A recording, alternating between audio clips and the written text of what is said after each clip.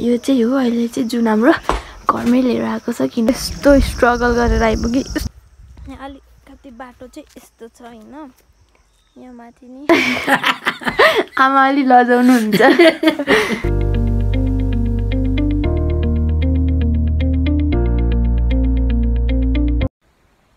welcome back to my channel स्मार्टकारी नमस्ते सबैजनालाई आज चाहिँ मैले फेरि एउटा नयाँ भ्लग लिएर आएको छु र आज चाहिँ यतिकै सुपर ऱ्यान्डम भ्लग हुनेछ अनि आज चाहिँ म गाउँ आएको छु नि त मैले अब पुरानो भ्लगमा हजुरले हेरिसक्नुभयो होला म गाउँ आएको यदि हेर्नुभएको छैन भने प्लिज गो एन्ड वाच अनि बल्ल यो हेर्नु होला अनि म चाहिँ अहिले गाउँ आएको छु त्यसैले म चाहिँ अब गाउँमा के कस्तो छ कस्तोहरू छ त्यो सबै दृश्यहरू हजुरहरूलाई देखाउने छु सो त्यही गाइस हेर्दै जानु होला कस्तो लाग्यो भन्नु होला है त सुरुमा चाहिँ म मेरो घरको आँगनबाट देखिने भ्यू हजुरहरूलाई देखाउँदैछु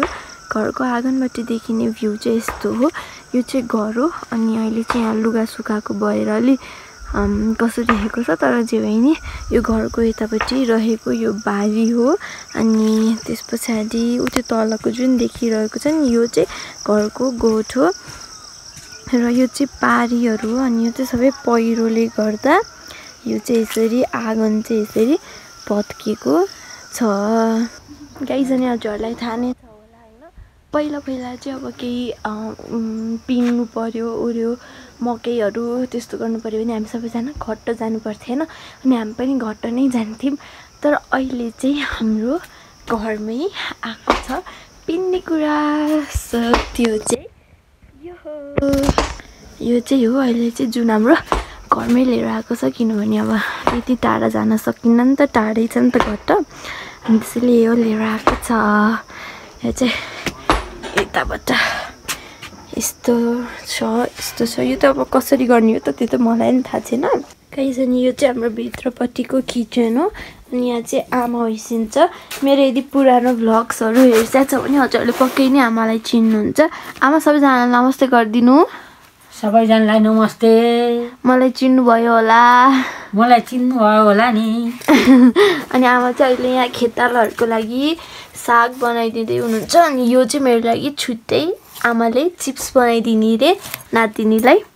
हैन त आमा अलि लजाउनुहुन्छ गाइस अब म हजुरलाई हाम्रो खेत पनि देखाउँछु खाजा लिएर खेत जान्छु अनि त्यो बेलामा म हजुरलाई हाम्रो खेत पनि देखाउँछु बारी पनि देखाउँछु हेर्दै जानु होला है अल्छी नगरी आमा चाहिँ यति बनाइदिँदै हुनुहुन्छ हाल्नु आमाले बनाइदिए चिप्स मेरो लागि वाउ स्मेल मिठो छ क्रन्ची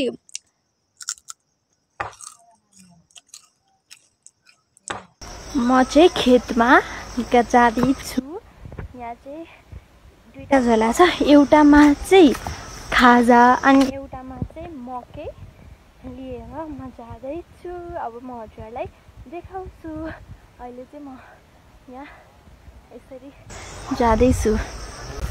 यहाँ अलिकति बाटो चाहिँ यस्तो छ हैन यहाँ माथि नि यस्तो छ अब उता तल चाहिँ खेत हो म हजुरलाई देखाउँछु गाइस खेतमा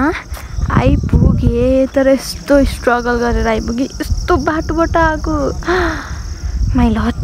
अब जाँदैछु अब कता जाने हो म कस्तो कन्फ्युज भइरहेको यार कता हो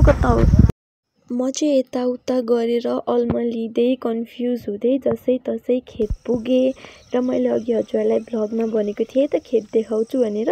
हो त्यो चाहिँ यही नै हो र अब खेत पुगिसकेपछि त यस्तै काम नगर्ने बस्न त मिलेन भनेर म चाहिँ मकै छर्ने आलु टिप्ने काम गरेँ अनि त्यो मकै छरेको हुनाले चाहिँ मेरो हातै कस्तो भइसकेको थियो र पानी पनि पर्न खोजिरहेको थियो अनि हामी चाहिँ हतार बहिनीलाई लिनलाई गेलुङ गयौँ उसको स्कुल गेलुङमा छ श्रेया खुसी छ है किन दिदीले नआएको भएर राम्रोसँग भन न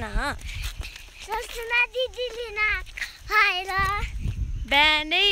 तपाईँ लिन आउनु है भन्नुभयो थियो अनि त्यसैले लिन गएको है श्रेयु र यसरी नै गयो मेरो आजको दिन चाहिँ अनि हजुरहरूलाई पनि धेरैभन्दा धेरै धन्यवाद भिडियो लास्टसम्म हेरिदिनु भएकोमा अब चाहिँ अरू भ्लग्सहरू पनि म यसरी नै लिएर आउन कोसिस गर्छु तर हजुरहरूले चाहिँ मलाई सपोर्ट र माया देखाउनु पर्छ है त thank you so much guys